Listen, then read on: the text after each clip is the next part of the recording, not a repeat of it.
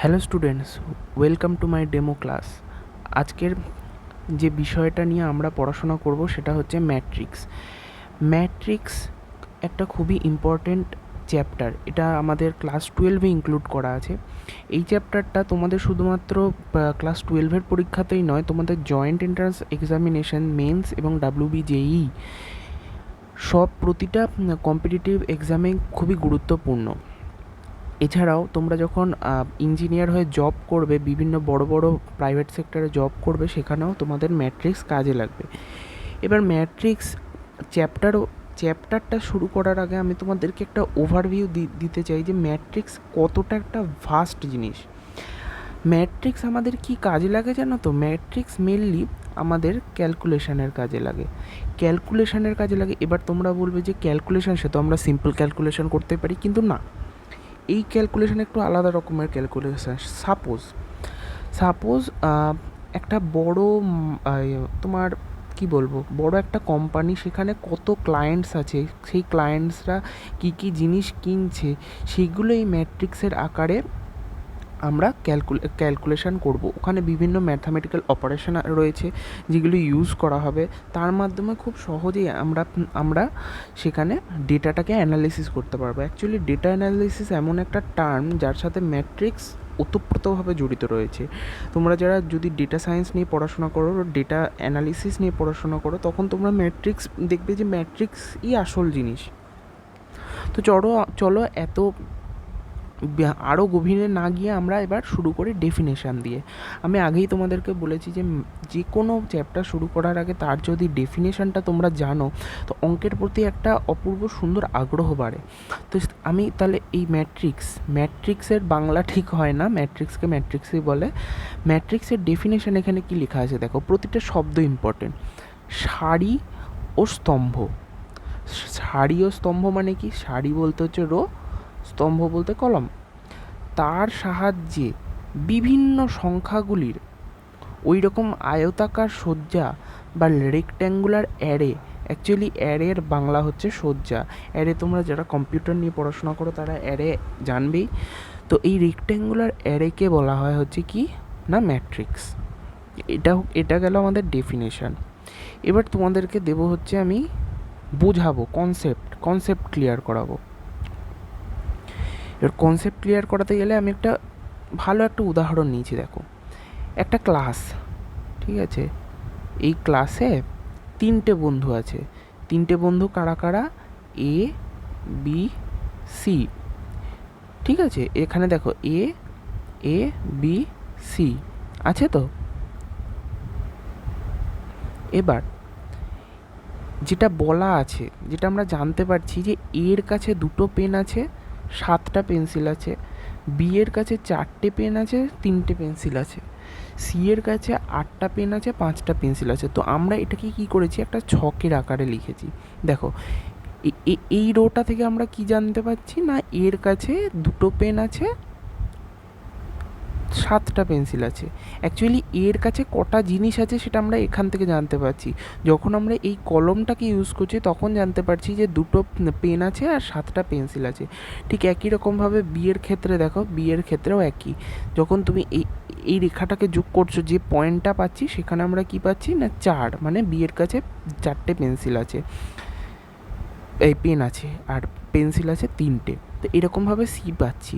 তো এটা তো আমরা নর্মাল ক্যালকুলেশনও করতে পারি, আমরা লিখতেই তো পারি এর কাছে, এরকমভাবে বাংলায়, গোদা বাংলায় এর কাছে বলে লিখছি। তো সেটা না করে আমরা যখন ম্যাট্রিক্সের ভাষায় জিনিসটাকে রিপ্রেজেন্ট করব, কিভাবে করব? কিচ্ছু না।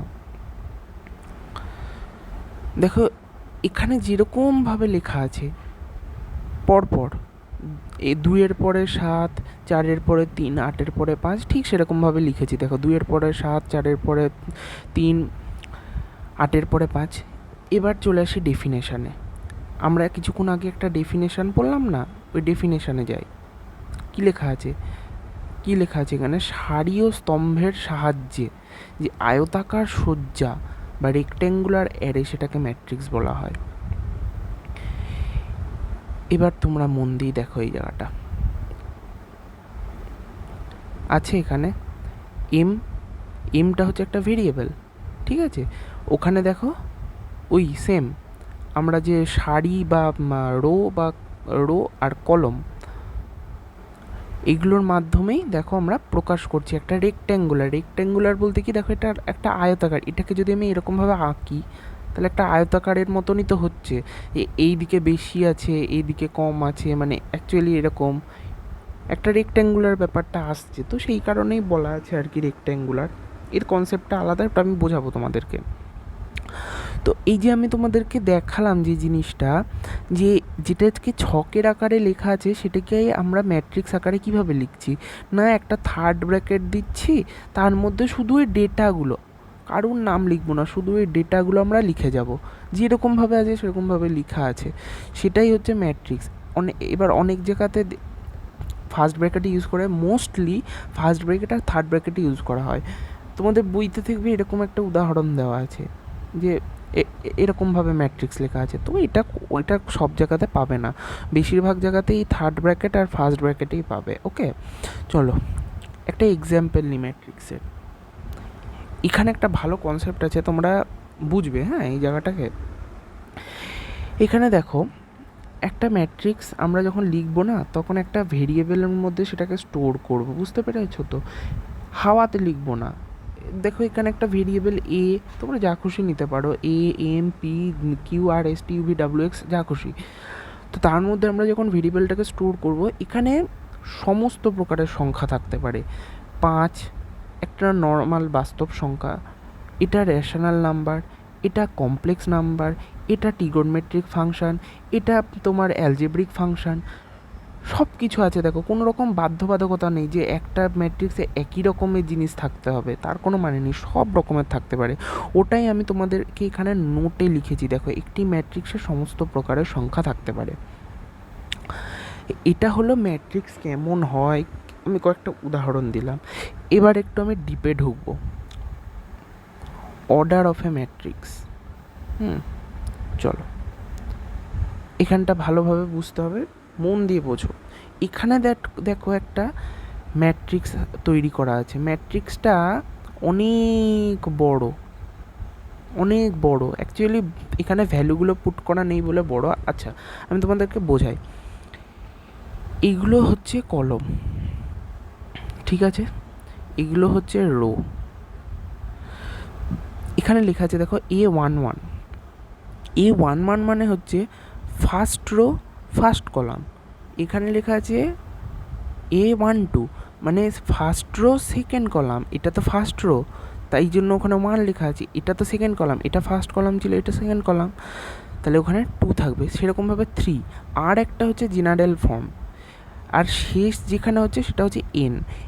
আমি আবারও বলে দিই, আগের দিনও বলেছিলাম যে এন কোনো ইনফাইনাইট নাম্বার নয়, এন একটা ফাইনাইট নাম্বার, কিন্তু তার ভ্যালু কি সেটা আমরা জানি না, কিন্তু এন ফাইনাইট। ইনফিনিটি এর ডেফিনেশন আলাদা, ইনফিনিটি অসীম অসীম। আমি যদি এখানে একটা নাম্বার লাইন আঁকি, তো এখানে আমি এনকে লিখতে পারবো, এখান থেকে 1 ডট ডট ডট ডট করতে করতে এন লিখতে পারবো, কিন্তু আমি ইনফিনিটিকে কোথাও তখন আমাকে ইনফিনিটিটা এরকমভাবে দেখাতে হবে। ইনফিনিটি আমি কোথাও লিখতে পারবো না, আমি জানি না ইনফিনিটি, অসীম। আচ্ছা ঠিক আছে, এবার আমি আসল জায়গাতে আসি। এরপরে এখানে লেখা আছে দেখো A21 মানে হচ্ছে সেকেন্ড রো ফার্স্ট কলাম, 2 মানে সেকেন্ড রো সেকেন্ড কলাম। সেরকমভাবে এখানে একটা জেনারেল ফর্ম দেওয়া আছে, তো এরকম করতে করতে এখানেও ডট ডট করতে করতে এখানেও একটা জেনারেল ফর্ম দেওয়া আছে, এবং শেষ হচ্ছে M1-এ। এবার দেখো এখানে যখন শেষ হচ্ছে তখন এটা হচ্ছে AMN মানে nth নাম্বার কলাম আর mth নাম্বার রো। এবার তোমরা তো এত দূর বুঝতে পেরেছো আমি আশা করছি, কিন্তু এইটা কি লেখা আছে M ক্রস n, স্যার আমি জানি না M ক্রস n কী লেখা আছে, আমি জানি না। তো এটা আমি তোমাদেরকে বোঝাবো এরকমভাবে যে M ক্রস n হচ্ছে একটা অর্ডার, M ক্রস n যেটা লেখা আছে এটা হচ্ছে অর্ডার অফ এ ম্যাট্রিক্স, এটাকেই অর্ডার বলা হয়, যে আমি কত ক্রস কত এর ম্যাট্রিক্স। অনেকে, আচ্ছা দেখো এখানে এনখানা কলাম আছে তাই এন লেখা আছে, এমখানা রো আছে তাই এম লেখা আছে। কত রো, যে কটা রো থাকবে, 3টে রো যদি থাকে 3, ক্রস দিয়ে 2টো রো বা 3টে রো বা 4টে রো যা থাকবে সেটা লিখবে, ঠিক আছে। অনেকে এই চিহ্নটাকে কী বলে বলো তো, ইনটু বলে, ইনটু না, 3 ইন্টু 4 কত হয়, 3 ইন্টু 4 হয় 12টা, ওরকম এটা নয়, এটা হচ্ছে আমি শুধু রো আর কলামটাকে ডিফাইন করছি কীভাবে, 3x4। ঠিক আছে, আশা করছি এই বিষয়টা বুঝে গেছো। অর্ডার খুবই ইম্পর্ট্যান্ট একটা রোল প্লে করে, এই কারণে অর্ডারটা আমি তোমাদেরকে আগে বুঝিয়ে দিলাম। এবার অনেক ছাত্ররা বলে যে স্যার কোনটা আগে লিখবো, রো না কলম? এটা আমি তো বুঝতেই পারছি না যে রো আগে লিখবো না কলম আগে লিখবো। অনেকে কী করে, কলম আগে লিখে দিয়ে চলে আসে, রো পরে দিয়ে লিখে চলে আসে, ব্যাস অঙ্ক গণ্ডগোল। তা আমি তোমাদেরকে একটা উদাহরণ দিই। দেখো, তোমরা যখন সাইকেল চালাও তখন সাইকেল কীভাবে চালাও? সাইকেল যখন চালাও একদম সোজা সাইকেল চালাও, তাই তো?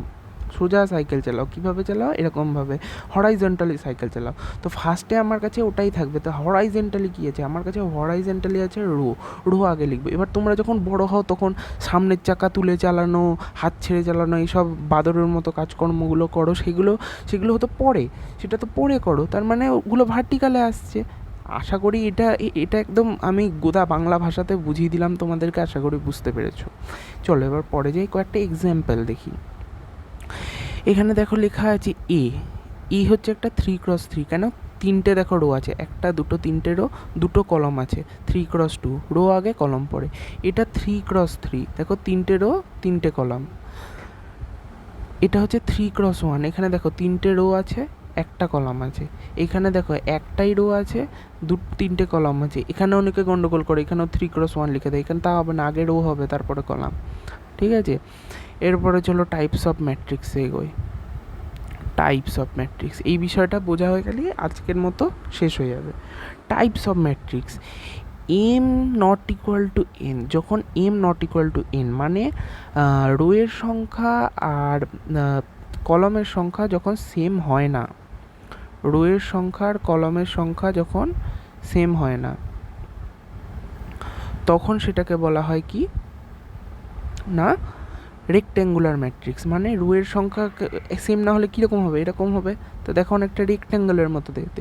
আবার এম ক্রস এন, অ্যাকচুয়ালি এখানে দেখো দুটো বাহু তো সমান, এই দুটো বাহু সমান, কিন্তু এই দুটো বাহু তো সমান নয়। তো দেখা গেলে এই বাহুটা আর এই বাহুটা, এই বাহুটা আর এই বাহুটা তো সমান নয়, এরা তো ওই কারণে রেক্ট্যাঙ্গুলার। কিন্তু যখন আমি একটা বর্গক্ষেত্র আঁকি, স্কোয়ার আঁকি, তখন এর দুটো বাহু সবসময় তো সমান হবে, অ্যাকচুয়ালি 4টে বাহুই সমান হয়, তো সেই কারণে ওটাকে স্কোয়ার বলা হয়। তো দেখো এখানে দেখো 2x3, দুটো অসমান, 2 নট ইকুয়ালস টু তো 3, তো সেই কারণে এটা হচ্ছে রেক্ট্যাঙ্গুলার ম্যাট্রিক্স। আর 2 ইকুয়াল টু 2 বলেই এটা হচ্ছে স্কোয়ার ম্যাট্রিক্স। ঠিক আছে, চলো মুভ অন করি। রো ম্যাট্রিক্স, যখন শুধু একটাই রো দেওয়া থাকবে আর কিচ্ছু নাই, শুধু এরকমই, ভেতরে এলিমেন্ট যাই হোক না কেন, তোমার একটাই রো দেওয়া আছে, তো সেটাকে রো ম্যাট্রিক্স। কলাম, যদি একটাই কলাম দেওয়া থাকে কলাম। নাল মানে কিন্তু এমটি নয়, নাল মানে এমটি নয়, ওর মধ্যে এলিমেন্ট আছে, কিন্তু এলিমেন্টটা হচ্ছে জিরো একটা এলিমেন্ট, কিন্তু তো শুধু জিরোই থাকলে সেটাকে নাল বলা হয়। আর ইউনিট ম্যাট্রিক্স হচ্ছে, ইউনিট ম্যাট্রিক্স অনেকে বলে শুধু 1 থাকলে, এরকম অনেকে ভাবে, না শুধু 1 না, ডায়াগোনালি মানে কোনাকুনি যদি শুধু 1 থাকে আর বাকিগুলো যদি তোমার 0 থাকে, তখন সেটাকে বলা হয় হচ্ছে ইউনিট ম্যাট্রিক্স। ঠিক আছে, ট্রান্সপোজ অফ এ ম্যাট্রিক্স, ভালো এই বিষয়টা একটু দেখি। Transpose of A matrix, transpose of A matrix কখন বলা হয়? ট্রান্সপোজ করতে হয় অ্যাকচুয়ালি আমি যখন কলাম আর রোকে ইন্টারচেঞ্জ করে দিই, মানে কলামে যেগুলো আছে সেগুলোকে রোতে নিয়ে যায়, আর রোকে যেগুলো আছে সেগুলো কলামে নিয়ে যায়। সাপোজ এখানে দেখো 4 5 6, এটা কোথায় আছে? রো ওয়াইজ আছে, সেটাকে আমি কলম ওয়াইজ করে দিলাম। দেখো 4 5 6, 7 8 9 আছে, সেটাকে কলমে নিয়ে চলে গেলাম। 1 2 3 আছে, সেটাকে কলমে নিয়ে চলে গেলাম। এটাকেই ট্রান্সপোজ অফ এ ম্যাট্রিক্স বলে। তোমাকে যখন বলবে পরীক্ষাতে যে ট্রান্সপোজ অফ এ ম্যাট্রিক্স, তখন তুমি এভাবেই করবে। এবার এই ট্রান্সপোজ অফ এ ম্যাট্রিক্সের সাথে একটা গুরুত্বপূর্ণ বিষয় জুড়ে আছে, সেটা হচ্ছে সিমেট্রিক ম্যাট্রিক্স আর স্কিউ সিমেট্রিক ম্যাট্রিক্স। যখন তুমি ট্রান্সপোজ করা সত্ত্বেও তোমার ম্যাট্রিক্সটা সেম থাকবে, সাপোজ 1 2 3 1 2 3 1 2 3, অ্যাকচুয়ালি এটা হবে না। তুমি ধরো 1 1 1 1 1 1 1 1 এরকম আছে, এটাকে ধরো আমি যদি এই কলামগুলোকে রোতে নিয়েও আসি, তবুও তো 1 1 1ই থাকবে। এমন নয় যে শুধু এটাই, আরও অনেক রকম হয়। আমি একটা সহজ উদাহরণ দিয়ে তোমাদেরকে বোঝালাম। তো তখন তোমার যখন ওই ফার্স্টে এ মানে হচ্ছে তোমার যে মেন ম্যাট্রিক্স, আর ট্রান্সপোজড ম্যাট্রিক্স যেটা, সেটা যদি সমান হয় তখন তাকে বলা হয় সিমেট্রিক। আর যখন A not equal to A transpose হয়, সেখানে কন্ডিশন কি, নট ইকুয়াল টু মানে এ নট ইকুয়াল টু হলেই যে স্কিউ সিমেট্রিক তা নয়, ইকুয়াল টু মাইনাস এ হতে হবে, আগে একটা মাইনাস আসতে হবে, তবেই এ আর এ আর মাইনাস এ তো নট ইকুয়াল, এ আর মাইনাস এ তো নট ইকুয়াল, তাই না? সেই কারণে এটা লেখা আছে যে নট ইকুয়াল টুও হতে হবে আর মাইনাস এ, মানে ওই প্রথম যে প্রাইম যে ম্যাট্রিক্সটা ছিল তার আগে মাইনাস যেন আসে, সেই বিষয়টা যদি আসে তাহলে ওখানে স্কিউ সিমেট্রিক ম্যাট্রিক্স হবে। আশা করছি তোমরা এতটা বুঝে গেছো। যদি কিছু খামতি থাকে তাহলে ক্ষমা করে দিও, আর আজকের মতো এতটাই। Good bye.